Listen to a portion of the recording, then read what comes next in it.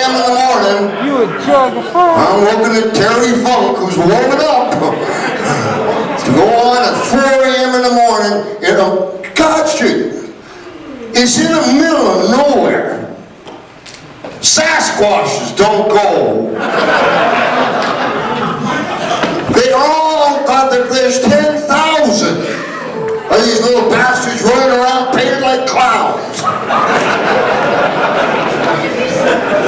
No police allowed. They got their own police force. And they got Fairy Tooth Bridge over there. They did whatever you want. And they did. Dumbass place. I went on at 4 a.m. in the morning against Terry Funk. With a whole other ball of wax. I love Terry Funk, man. Yeah, well, I'll get my ADD to kick in. And then Mick Foley is the first time I ever touched Mick Foley. I haven't touched Mick Foley a lot. Don't know a lot about him. As far as I was concerned, it was a plaid shirt.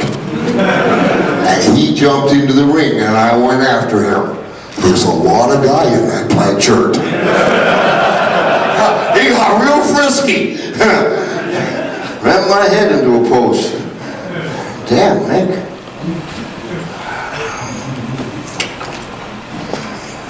So like what wife got Mick? Everybody knows he's at wife swapping. This show wife swapping? You know what? Yeah. Try to help me out here, because like I just got out of the cell.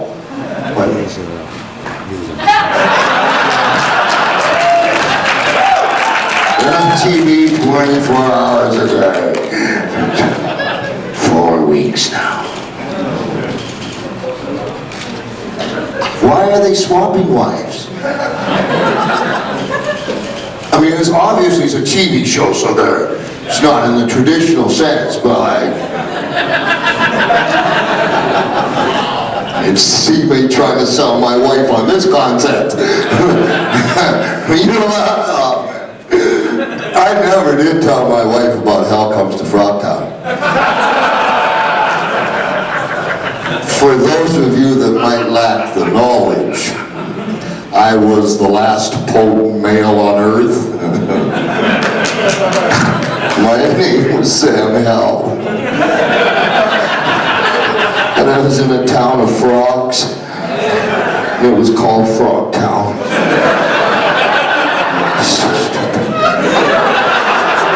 Henceforth, Hell Comes to Frogtown comes.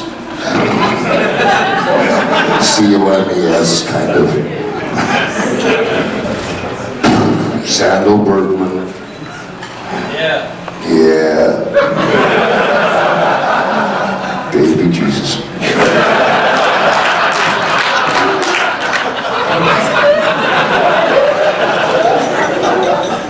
I swear to you, man, we were in the desert.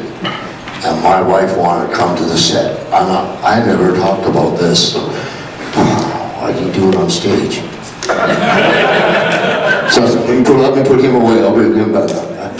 And I'm in the desert, and my wife comes in a limousine because she's 4'11" and a half and 100 pounds. She needs all that extra car.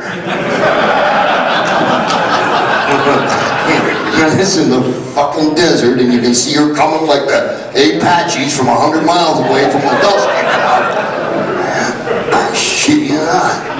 It's lunch, and they bring her to my trailer, and I'm having lunch, and Sandal Bergman was doing that Dance of the Seven Snakes. For those of you that are not educated on the Dance of the Seven Snakes, it's a dance she does in lingerie and Hell Comes to Frogtown with little ching-chings on the end of her finger.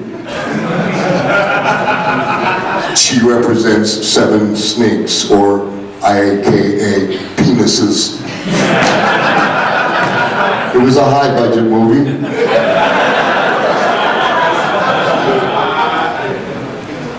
I'm sitting there having lunch, and no one believes me, but no matter. She walks in my trailer in lingerie, Sandal Bergman. Like, operates her trailer like she's been there before. It's my wife. Hello? Hi? My wife. Yeah.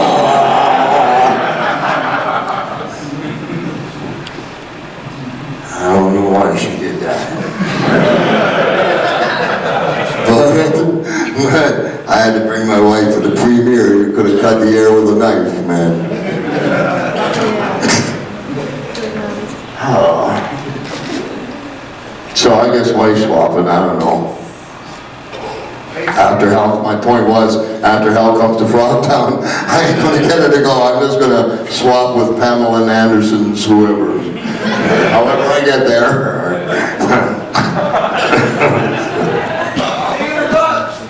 Do what?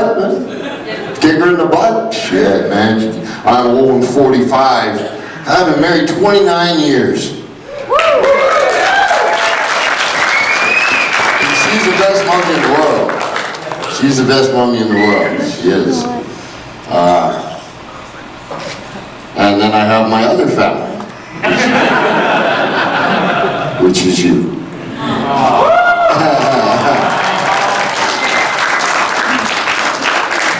Alright, so what's going on? What else is going on here?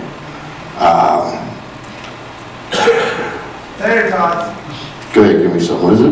Tater tots. Tater tots. Hell yeah. Oh yeah, baby. Everybody loves tater tots. Everybody loves tater tots. I like it with the ultimate breakfast sandwich at Jack in the Box. I drink, I have beet and carrot juice in the morning and protein and work out and then go right and have an ultimate breakfast sandwich, a couple of hot dogs at 7-Eleven, bang them down, go to the Comedy Store. And Sunset Boulevard, which is like, it's one of the most 10 haunted places in America. And I went there, I quit drinking and everything a long time ago, because they were so overcrowding in the cells mostly.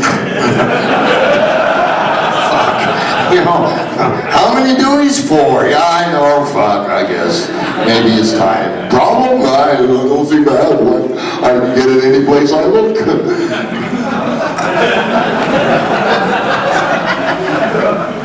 But when you start to see two Ric Flairs, life's getting a little strong. Woo! Dance all night, dance a little longer. Oh, fuck. Oh, what a pain in the ass he is. Honest. I love him though. He saved my life. I'm gonna rent a ship. The second time I got stabbed and fired was right here. Yeah. But Flair, when I got fired that time, Barnett was good. The guy that ran the wrestling. Remember Gordon Soley? Yeah? Wait. Well, what's cool about being me is this, my fans. So, autograph lines go on today, right? And one guy, because I stuck out for Gordon Soley like 32 years ago, he made me one of these. It's a spike knife. I remember that shit. Oh man, and Gordon Soley and Dom, I got a spike knife. But then I also got some bubble gum. So you're all safe. Gordon Soley was really a cool guy. Boy, I don't know if I can say this. Get off the first one. Oh man, I'm in so much trouble. I'm not supposed to say anything about it, I'm dying to. Can you read the shirt? What does it say? Legends House. What does it say? Legends House. I'm sorry, say it again? Legends House. I didn't say a word. WWE Network. Fucking nuts. Nuts is Hogan. Hogan is like George the Animal Steel. He's got hair all over his body, and he shaves it all his back. Porn? Ric Flair would get on an airplane. He can't keep his clothes on. Dance all night, dance a little longer. And he's got this song that we would sing. mostly under the influence of a lot of vodka. And he pretended, I don't know why, messenger thing, it's like he had a string tied to his junk and stuff, and he pulled it like that, and then dance on that dance with longer there, way behind there, all that there, you know. We get on the airplane, and he'd get up.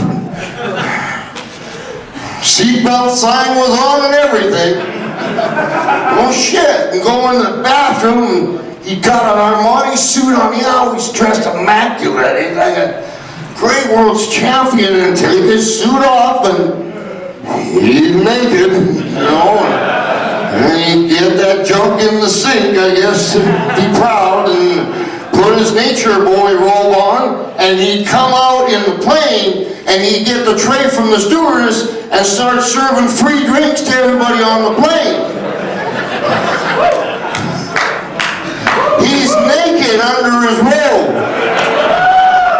Going dance all night, free drink, and his schwan's getting the nun and the Boy Scout and Sister Teresa on the fucking plane. Comes down the land, and they arrest my ass.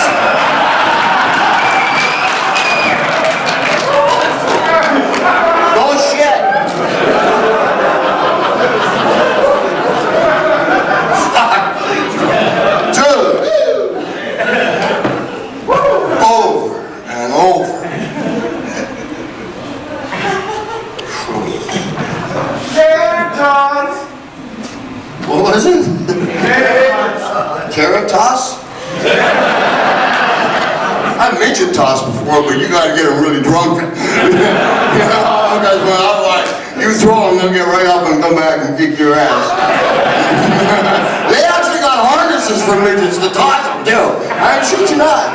It's pretty cool. Sorry. That way. Ah, fuck, man. Ribs.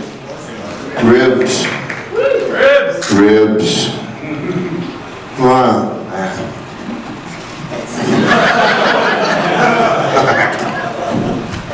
Be right with you.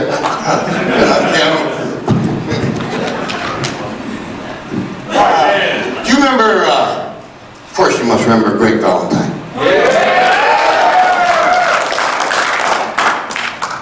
What an asshole. Like, you know, I didn't need to give him a dog collar. Valentine does not need weapons. Another one of my great ideas. His daddy, holy wow, Johnny Valentine. I gotta get this right in my head. Let me show you this right. This is old school ribbon. You know, I don't want to bore you, so like 5 of them just came to my head, you know, but you'll have to get sleeping bags and shit. So, let me just, are you alright? You want to hear this? I love this. All right. Well, then let's go home here. But I got to get it right for you, okay? Okay, alright, I'll give you the real shit. Fuck. Allegedly. Okay, shit. Okay, there's two, but I'll start it like this. Let me see. Let me set Johnny Valentine up. Johnny Valentine, I was 16 years old in Houston, Texas. And Johnny Valentine was on the main event. Johnny Valentine always went like 45 minutes, 50 minutes, hard-hitting, big, tough pole lock. And I'm a shrew. And he comes to the locker room and he sees me. I'm like 167 pounds. And he grabs me by the throat and he slams me into the locker room. And it's right from the ring, and he looks at me and he says, I can't make you believe wrestling's for real, but I sure don't fucking make you believe I am.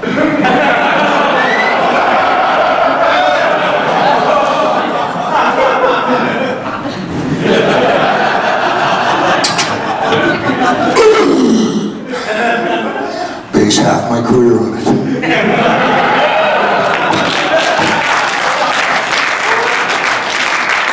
So, I gotta get it right.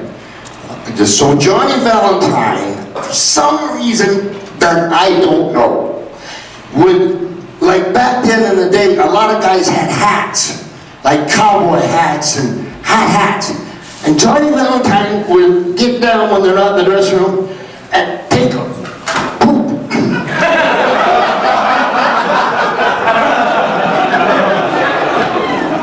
Maybe after this you'll realize why I am like I am. They raised me. But at the end of the poop, he could put the Dairy Queen whip.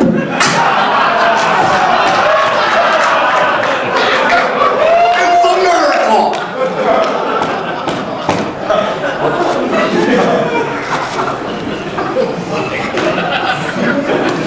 Okay. I'll get this right now, just a second. So he goes and does that to his other, hang on. So who does that to the Cadillac? He must have done that to John. Yeah, okay. So, Fuck you and the horse you rode in on. that would be your mother.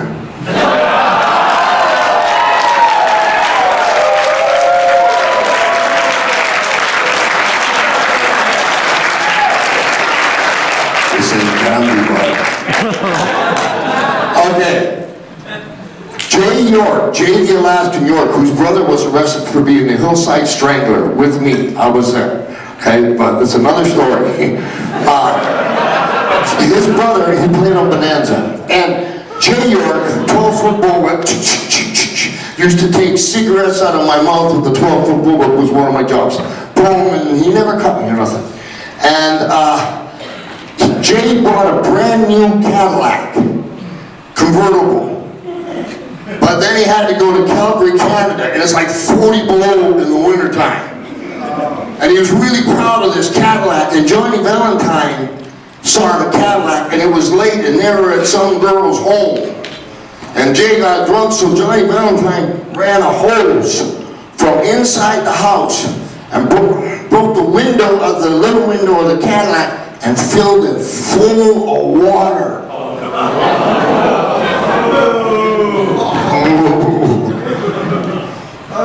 He woke up and this was just an ice block. Well, you know, wrestlers figure it out and, you know, insurance will cover it all. So, while a month goes past, Jay York figures out who does it. It's Manhattan.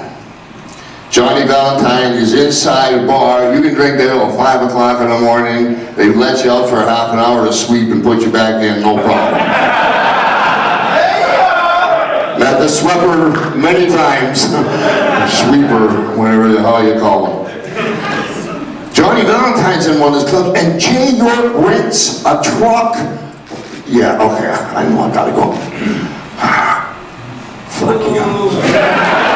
This damn story, man. We're working hard at it. Rents a truck that carries angle iron.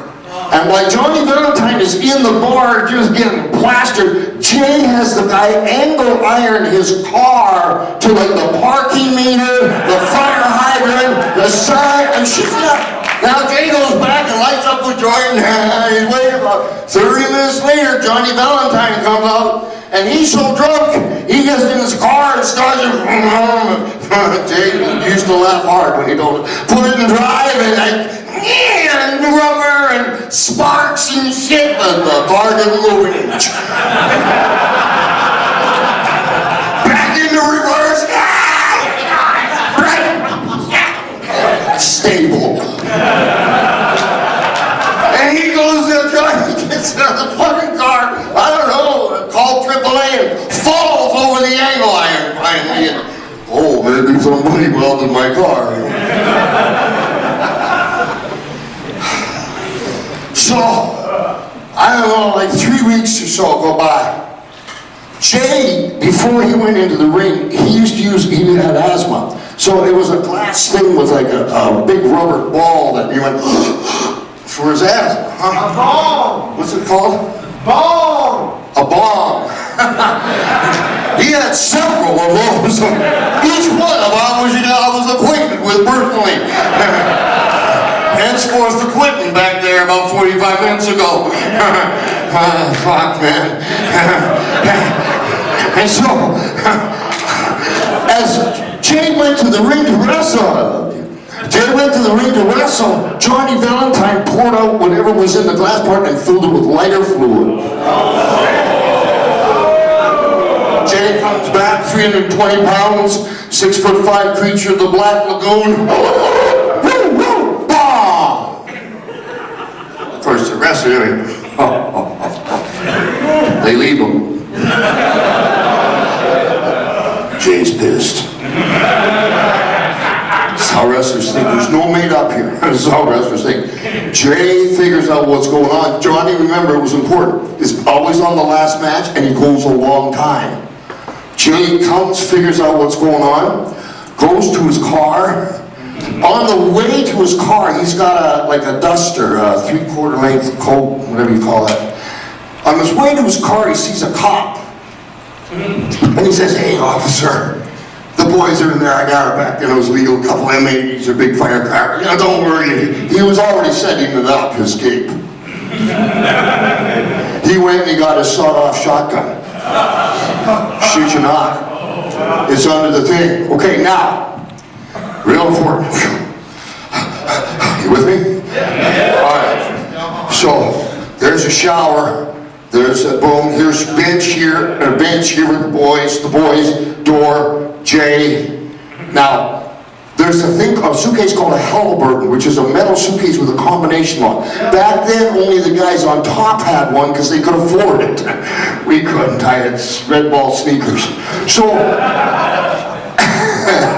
where the fuck did that come from? So the guys would all take their jewelry off and give it, in this case, to Johnny Valentine, who had it, so the jewelry would be safe.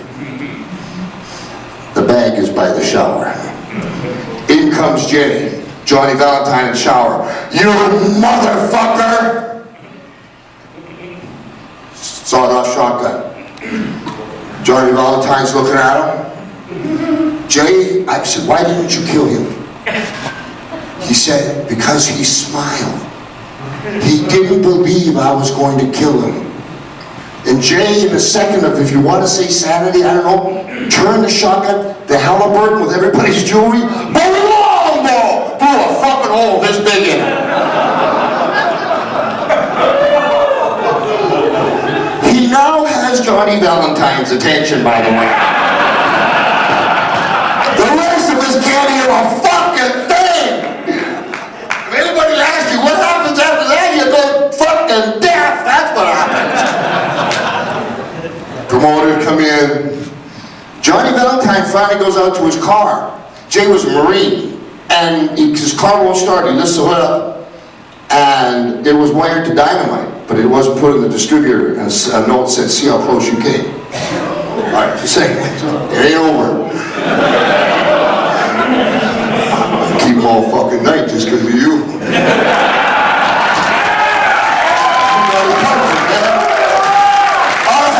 So, now the promoters are saying, "Hey, guys," and all the guys are saying, because just, you know, by sure chance you're in the Halliburton, and boom! Everything calms down. About a month goes by, Johnny Valentine's in the bathroom, showering. Same kind of setup. Jay York comes in with a .357 fucking Magnum. Same thing, not the same town, same thing, same doors, same. Wet, naked, Johnny Valentine. Boom! Brings it up and says, "I told you, you motherfucker, if you did it again, I'll kill you." And he goes, boom! And Johnny catches the wind and boom, red, and boom, and goes straight back in the shower. Right here, Harley Race is right, let me just a second, boom. Harley Race is right here, Cowboy Ron Bass. Myself, boom. Jay's facing this way. Johnny's down. Jay starts turning to the right. Harley Race, we all carried back then. Harley Race has got his piece under a towel. Harley Race over here that Jay can't see is saying, put it down, Jay, and bringing his piece up to take Jay out. Jay keeps coming, put it down. About that time, Johnny Valentine has got red shit coming on, sits up like the fucking Undertaker, and it was ketchup that he busted, and it was a rib on the boys, man.